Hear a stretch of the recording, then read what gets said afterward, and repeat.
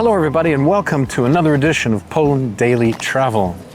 We're here in Wrocław and behind me is the City Hall, which you're going to see lots of pictures of. It's an amazing building. It's being built, started of course in the Middle Ages, and was being built, I'm told, for almost 300 years. Pieces of it were being added. The reason I'm starting here is, well, this was on our way, on the walk. But also, I'm starting here because behind me is the entrance to a very famous place. The Piwnica. Piwnica just means a basement, like a bar. Yeah, this is a crazy square. Yeah. Very good, very good. Yes. Świdnicka Piwnica, which rhymes. Świdnicka was a kind of beer in the old days, and very popular in this particular region. This place was started in 1275, if you believe what you read. I'm not sure that I believe everything I read, but maybe I believe that. You can see that over the entrance, you have a guy who looks pretty tipsy to me. He's holding a flagon, would it be called, of beer, and looks like he's on his last legs. And the lady on the other side is taking off her shoe, presumably to hit him with it, because she is very annoyed at his staying out late and drinking and then coming home. So it's kind of a medieval warning to those men who go down, spend too much time in the beer hall, that when they get home, they're going to pay big time.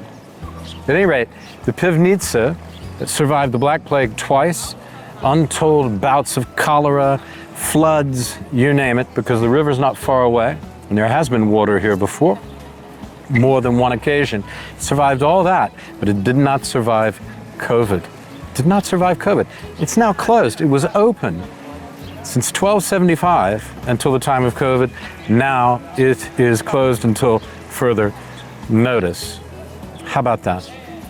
Well, perhaps they'll open it up again. At any rate, let's go around and take a look at the amazing facade of the town hall, which is one of the famous buildings of its type, the Burger type of architecture, Burger being a German name for people who run cities. Look at this building. I promised you a facade. You won't find a better facade than this in the whole of Central Europe.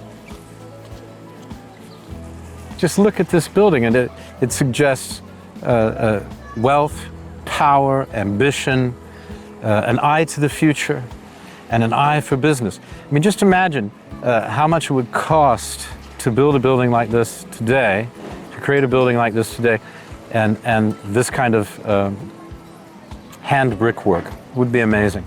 The bricks alone are worth a fortune, I'm sure. One can just stand here and marvel. Look. Inside, you have the City Museum. You have various monuments to the famous people of the city. You have the Great Hall, the Burgers Hall, the Court Hall, and a number of huge rooms. As you can see, the building is immense. I don't know. I think it's not surprising that they've had a restaurant in the basement all these years, because this is a building that draws you, not only draws the eye, but draws you toward it, draws you to want to enjoy it. It's an extraordinary edifice, and amazing that it survived so long, and so many incursions, so many invasions, so many wars, floods, you name it, to exist today in all its splendor. Look at the clock. This, with the sun, the moon, the earth, sun in the middle, the earth going around it, because of course Copernicus is the one who figured that out. I don't know, perhaps the Greeks knew as well. But they say Copernicus was the modern one, along with Galileo. Anybody remembers that from their 5th grade history of science class? Beautiful clockwork, fantastic building, Gothic and Romanesque combined, and just sensational. Sensational. You can see that it was built in different stages at different times because of the different kind of facades you have. This attached building over here over here to this side, much later, of course. Yeah, people just, this is amazing. We don't usually have so many people just walking in front of the camera. But the square seems to possess one, to make it your own. To make it your own. Not take it anywhere, but make it your own. That's it. Here we are. We're just going to wander through the town and eventually make it over to the river, which is exquisite. You're going to love the river. It's amazing. But anyway, we were just walking and making our way to the main square, and I saw this building, which is wonderful, the former city prison. It came into being in the 14th century, and in the 1500s, so this is Renaissance time, beginning of just before the Elizabethan age, but Renaissance time, they added some wings and expanded this prison. Later in the 19th century, it was just charity shops and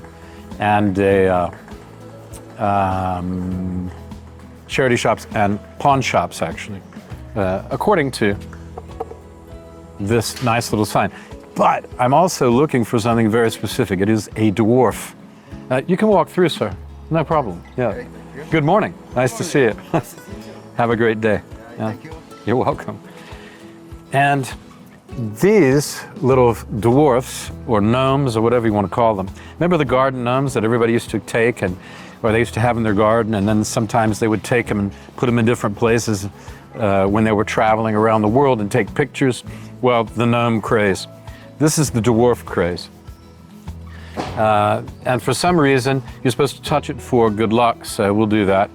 How you doing there? I don't think he's got much of a personality. He seems rather solid, of course, but rather into himself. At any rate, these so-called gnomes are all over, and people all over the city, and people will go and use these applications to chase them around. You've probably seen things like this before. And here you can scan a code and follow to the next dwarf. And people have been doing that in between our setups here. Now, I think that, oh yes, I think that we should go in and have a look at the garden in here, which is now a restaurant, because it's very, very Elizabethan and very beautiful, or very Renaissance, I should say, since we're in Poland, not in England. Pretty nice for a prison, isn't it?